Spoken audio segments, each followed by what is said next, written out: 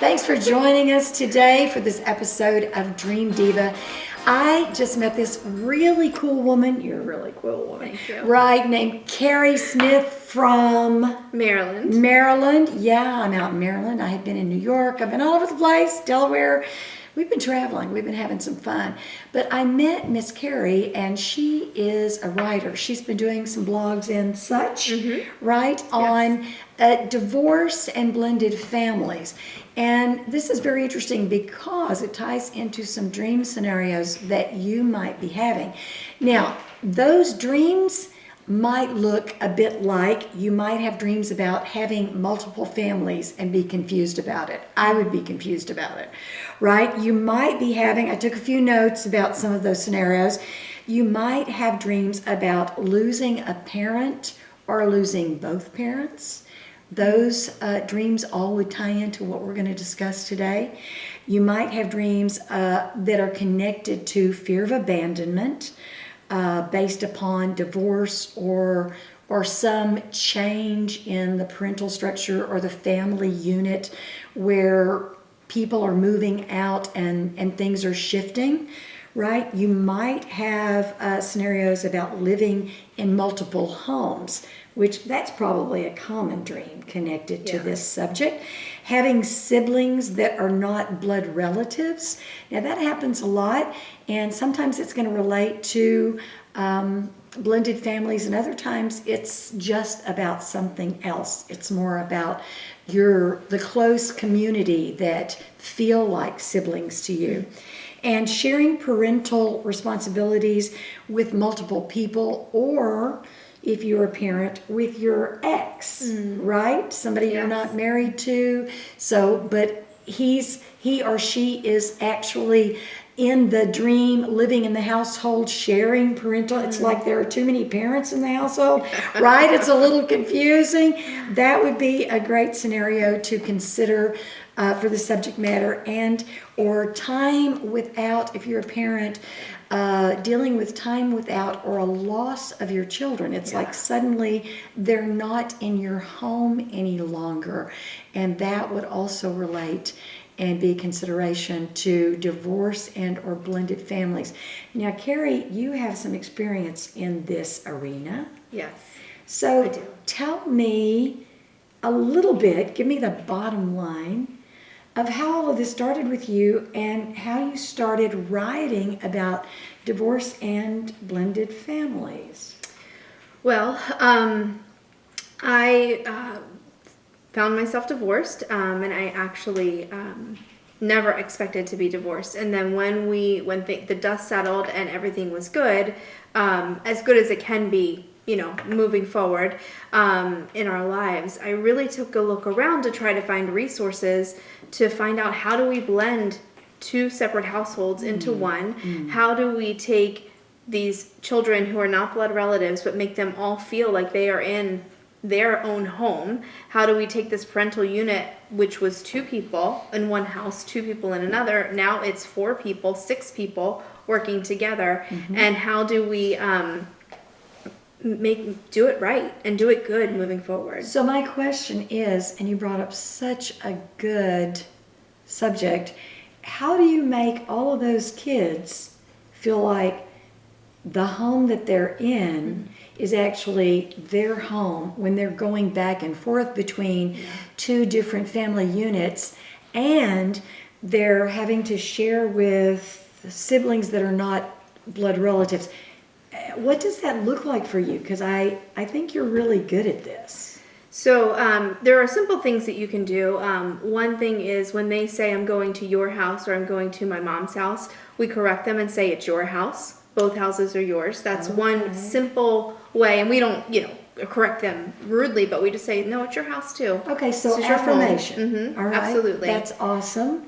Communication between the parents is huge. And I think that is the biggest thing where we lack So today. both sets of parents. Yes. Okay, Yes. so that you can kind of keep up with what's going on, keep Yes. a sort of your finger on the pulse of the whole family unit.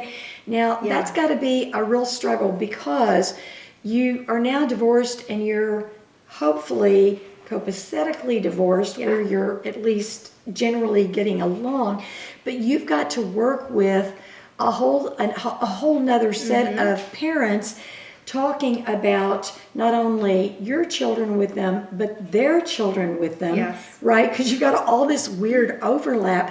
That's got to be interesting. So, do you have like family meetings? I mean, what does that look like? Right? We have, yes.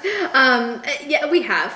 But I think more than anything, it's making sure that as I am the parent and I am also the step parent. So it's, it's a little different for me. And I think for me, with my step kids being the step parent, I go at the pace of the mom. So my husband's ex-wife, I've gone at her pace and what she's comfortable with her children. In the beginning, I didn't have a say-so in what happened with the kids, and I had to kind of wait until that trust and that respect was given. I would speak to my husband, about my opinion, but as far as interfering with the mom, I didn't until she was ready. Okay, so not only are you having to deal with gaining the trust of the children, you're having to gain the trust of the new spouse. His ex-wife, but yes. Right. Yes. But I'm talking about you also have an ex-husband. Oh, yes. Right? So all of that, so your husband now needs to be able to have a level of trust with your ex-husband. Yes. And boy, it sounds complicated. So what are what's sort of the redemption of all of this? I mean, how does that look? And if we put that in a pot and sort of boil that down, how does that come out having some good in it? Because it sounds difficult. It sounds complicated. It is, but you're right. You can boil it down, and it's simple steps. The very first thing for us was forgiveness. You have to forgive on multiple levels. You have to forgive your ex-spouse. You have to forgive that step parent coming in, feeling like you're maybe being replaced because you're not ever. No one can ever be their parent. Okay, right. And then you have to forgive yourself. And that is probably the hardest part of it, because no matter who chooses to walk away from the marriage, both people broke it down, and you have to take responsibility for that. Don't you think that's a biggie? It was the hardest part for me. Yeah. So how did you get through the that? hardest part. I actually got skin cancer, believe it or not, and in my 30s. Oh my gosh! And that was when I began to go through the road of gratefulness. I thought my skin cancer on my face, so I thought if I'm gonna look differently to the world outwardly, then what's on the inside needs to come through. Oh stronger. My gosh, that's got some impact. I'm feeling that one. Yeah. Oh my gosh. So your perception. Sorry. Spoiler alert, when the spirit shows up, I weep. So some of my viewers know that and some don't. But when you begin to look at how spirit guides you down that road, I mean, that had to be a difficult road. So not only, right? So not only have you got all of this complicated, all these complicated dynamics going on around you, but you're also dealing with your inward perception and your outward perception. Yeah.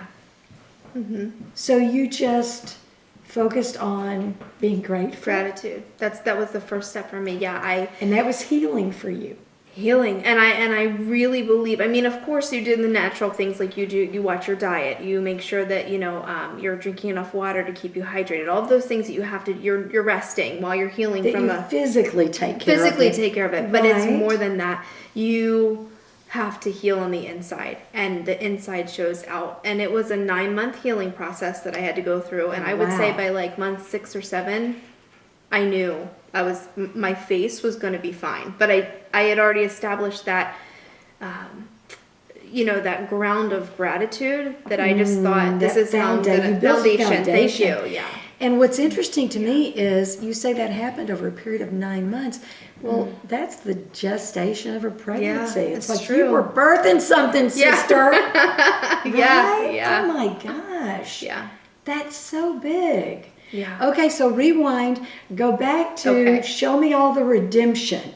Show me, Yeah. tell me what the redemption in your family, both your Mm-hmm. families, look like. What does that look like? Is there a way to go through all of that and come out even better on the other side, or are you wounded for life? No, I used to think that you would bear these horrible scars and you would walk through life differently. And there is truth to walking through life differently, but it's a choice you can make. You can choose to walk through life in a different way, in a good way, or a bad way. So what we've done is we have graduation parties, all the family is together. We have homecoming pictures, all the family is together. Just on Saturday night, we went to my husband's ex-wife house, and the four of us had family dinner together without the kids. My ex-husband and his wife, we will get on the phone, Jess is her name, and we'll pray for the kids together on the phone while we're going to work. I Wow. mean, and our kids know that no matter what, all the families are united, and we are coming to them as one parental unit.